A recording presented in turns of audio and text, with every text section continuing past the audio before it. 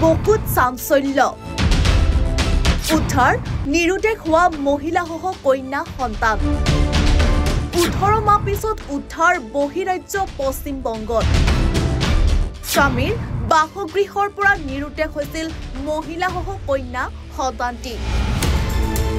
2 নং জামবাৰী প্ৰীতিপুৰৰ নছিৰ আলীৰ পত্নী তাৰাবানু বিবি নিজৰ সন্তানৰ সৈতে যোৱা 18 মাহ ধৰি নিৰুদেশ হৈ আছিল এই ঘটনা সন্দৰ্ভত জামবাৰী পোহৰা আৰক্ষী চকীত গোচৰ ৰুজু কৰে তাৰাবানু বিবিৰ পিতৃয়ে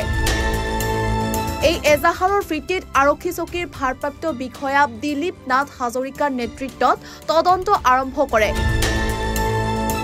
আৰু এক গোপন সূত্ৰৰ খবৰ মতে পশ্চিম বংগৰ ইছলামপুৰৰ পাঞ্জিপাৰা নামৰ ঠাইৰ পৰা স্থানীয় আৰক্ষীৰ সহযোগত জামবাৰী পোহৰা চকীৰ নেতৃত্বত যোৱা দলটোৱে মাতৃকন্যাক উদ্ধাৰ কৰিবলৈ সক্ষম হয়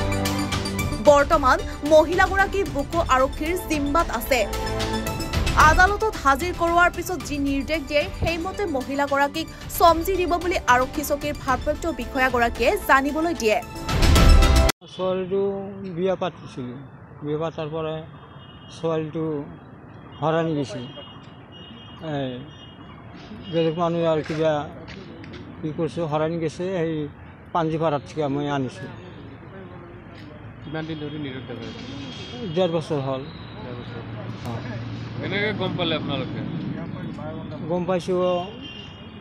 তাৰ এটা ফোন নম্বৰ আমাৰ ল'ৰাৰ এটা ফোন নম্বৰ আছিল তাৰ মুখস্থ আছিল কিবা বেলেগ মানুহৰ দ্বাৰাই ফোন কৰিছিল তাৰপিছত বৰপেটা এটা মানুহ ফোন কৰিছে ফোন কৰাৰ পিছত মই তাতে থানাত আজি লগ ধৰিছোঁ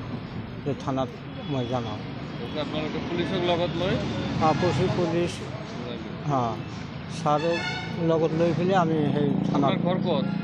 আমাৰ ঘৰত নয়া ভাড়া ছোৱালী ক'ত বিয়া দিছিলে এই আন্দাৰ তাৰিখ জয়ৰ নাম কি নছিৰ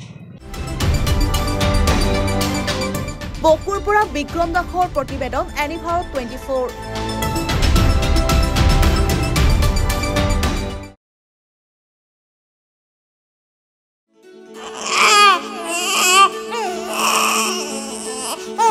অভিনন্দন আপোনাৰ এজনী ছোৱালী জন্ম হৈছে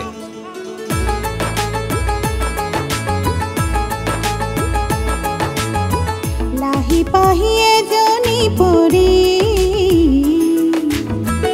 আহিলে ঘৰখন উজলি